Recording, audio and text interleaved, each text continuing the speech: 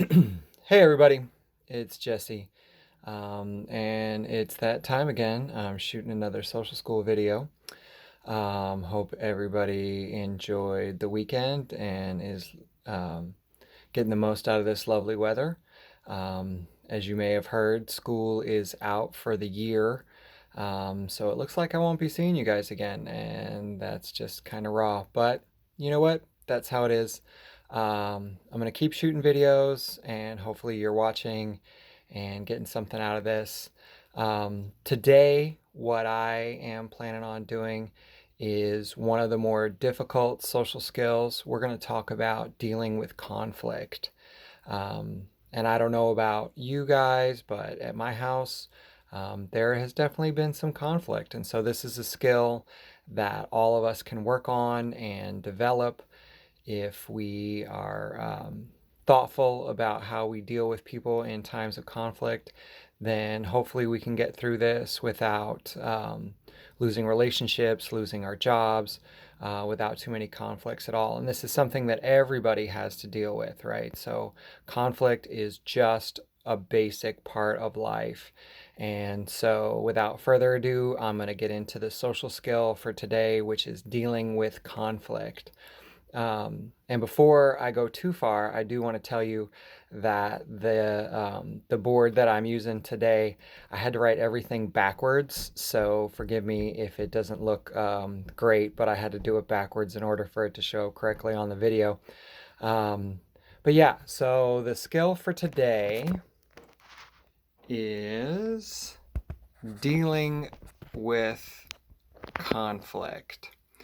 And before I go too far with this, I do want to tell you just some basic things about conflict, right? So, all human conflict has to do with one thing, and it's about control, right? Who is in charge?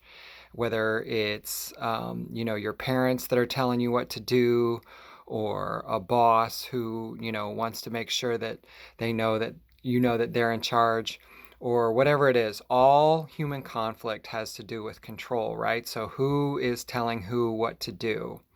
Um, and so there's going to be some new words that we talk about. And the key word for this one is this right here. We want to talk about being assertive. And basically, what being assertive means is standing up for yourself and doing it the right way. And so, as we get into this and start talking about conflict, there are some pretty basic styles that people use when they deal with conflict. The first one I want to talk about, and you may have noticed my little sad face right here, right? Um, this guy is sad, and the reason why he's sad is because he's passive. And in the face of conflict, there are many people who just let other people kind of walk all over them or do whatever they want to do. The classic case in point would be, if a bully walks up to me and grabs me by the shirt and says, "Give me your lunch money." And I'm just like, "No, no, bully, don't hurt me. I didn't want lunch anyway. You can have my lunch money." And so when people are passive, they give up their control, right? So they let other people control them. And so, in the face of conflict, if you're one of those people that lets other people kind of have their way or have control, then that's a passive response to dealing with conflict. There are a lot of people who like to avoid conflict and would rather just let the other person have their way. But that doesn't always work out for most of us because, in the end, when you let other people walk on you, then you're not getting your needs met. And so, in conflict, right, we don't want to be too passive or let other people walk on us. I would say probably about 30% of people in the face of conflict are passive. That means that they give up control, they let the other person dominate them. Now, for most of us, this is not the case.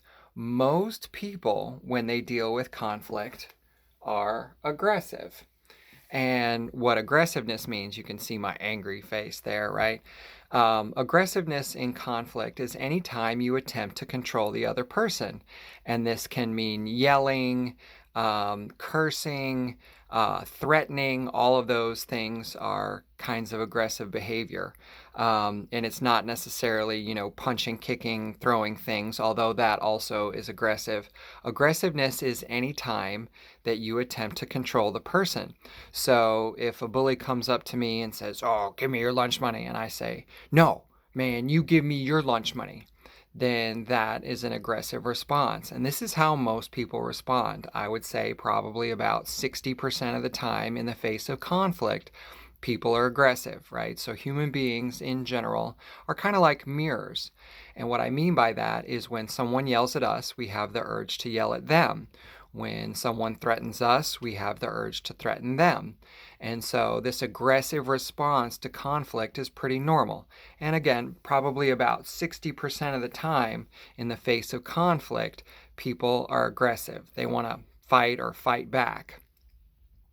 Now, the thing is, if 30% are passive and 60% are aggressive, that means only about 10% of the time are people truly assertive, meaning that you stand up for yourself and you do it the right way.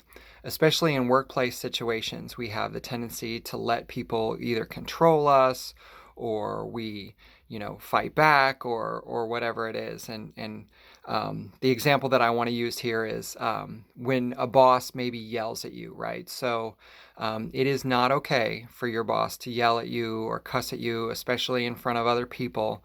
No matter what you've done, you still deserve to be treated with respect. And so the trick to dealing with conflict, especially in the workplace, is how do you be assertive? How do you stand up for yourself and you do it the right way? And where I'm going to start with this is just with a basic I message, right? So assertiveness starts with you standing up for yourself and doing it the right way. And in the face of conflict, most people want to talk, they want to argue, they want to say a whole bunch of stuff. But in the face of conflict, the less you say, the more likely you are to be successful.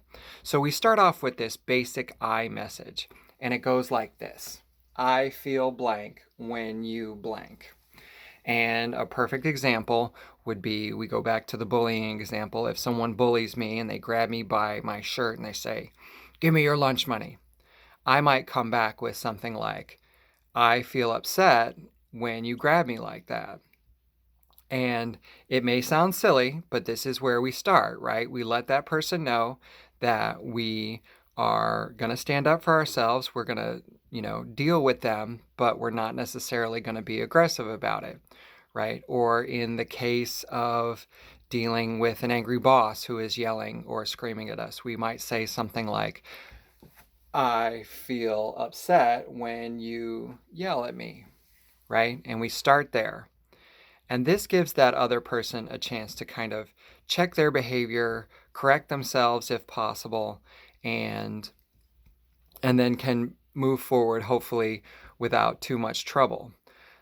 What a lot of people come back to me with is, "Oh, there's no way I'm ever going to say that. That's not how I'm going to deal with it. I'm not going to talk about my feelings." What I will tell you is that many times in the face of very low or little conflict, small arguments, right, this is a very appropriate response. So, for example, if I were to get into an argument with my wife and she would mock me, I might say something like, "I feel sad when you mock me." And what I've noticed is if that's what I say and that's all that I say, then many times it helps that argument or that conflict to go a lot better. What can also happen sometimes, though, is that you hit somebody with the I message. You say, "I feel sad when you talk like that. I feel threatened when you say those things to me." They might come back with, "Well, so what? I don't care. I don't care about how you feel." And so at that point, we need a next step or a second step. And that's where this next thing comes into line. And so if, for example, I'm dealing with that bully and I tell him, "Hey, I feel threatened when you touch me like that," and they come back with, "So what? Give me your lunch money." Then I have to come back and stand up for myself and say, if you don't or can't treat me the right way, then I'll have to tell somebody. And what a lot of people say to me is, well, this is basically snitching. And as you've heard before, right, they say snitches get stitches. But if I warn someone about what I'm going to do, then, me standing up for myself and talking to somebody about getting help is not snitching in any way, right? I'm letting them know what's going on and what I'm going to do to take care or protect myself, right? And so you just fill in the blanks, right? So if you don't or can't do your job, then I'll have to talk to our manager, right? So one of the most common conflicts that I've heard about in the workplace is when coworkers don't want to do their jobs and they are telling people what to do. And that's a conflict that I've heard over and over and over. It's probably one of the most common workplace conflicts. And so a scenario like that would work like this. I feel frustrated when you don't do your job. And then they come back and they say something goofy like, well, it's not my job and blah, blah, blah, whatever. Then I then take that next step and I say, well, if you don't or can't do your job, then I'll have to talk to the manager, right? And so this even works for customers, right? So sometimes there are some of you who are in customer service and might be dealing with an angry customer who's yelling. And if, a customer yells at you, then you can try it like this. I feel threatened when you say those things to me. If you don't or can't talk calmly, then I'll have to ask you to leave, right? And so we can use these statements, and if we say as little as possible, we can use these statements to maintain control of ourselves without attempting to control the other person. Now, there are ways to say this or do this the wrong way, right? So what we want to do is we want to avoid blame. In the face of conflict, most people are going to blame the other person, and that's an aggressive response, right? So I can't say, I feel pissed when you act like an idiot, right? If I do something like that, then that definitely puts me in this aggressive category. Another thing that I need to point out, and I probably shouldn't have to do this, but if in this case I say something like, if you don't or can't act right, then I'll have to kick your ass, then obviously, I have kind of put myself in that passive or aggressive range. And we want to avoid being aggressive, especially in the workplace. That's how people end up fired.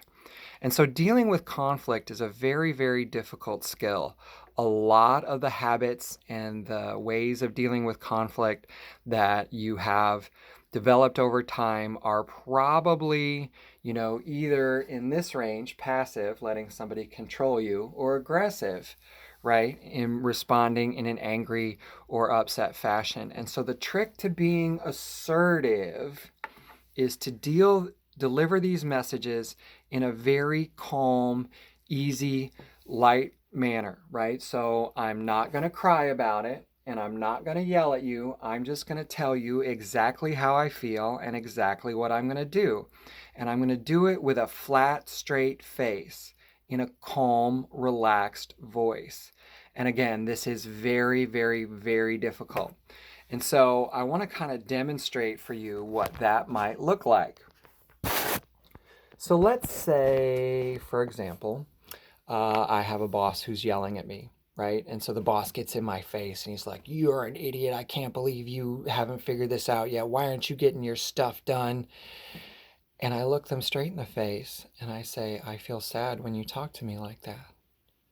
And maybe they recognize that what they're doing is wrong. Maybe it solves the conflict right there and we can talk in a more civilized manner. But if they don't, then I have to come back with something like, If you can't speak calmly to me, then I will have to walk away right now and we can talk about this in another time. And you might think that, if this other person is your boss, they have the right to get in your face or do whatever it is that they're going to do. But that is just not the case, right? So you don't have to put up with mistreatment. Even if you're not doing your job, you can always apologize and fix it. And we'll talk about that maybe as a social skill for later. But what I want to do right now is I just want to encourage everybody to try to be assertive in the face of conflict, right? So you stay calm, you stay collected, and you deliver your message and you do it the right way. And one last time, I'm just going to kind of show you how this all looks and this all works. Our skill for today, dealing with conflict, has everything to do with being assertive. And I know that it's tough. I know this is hard, and I don't expect for everybody to have mastered this skill immediately.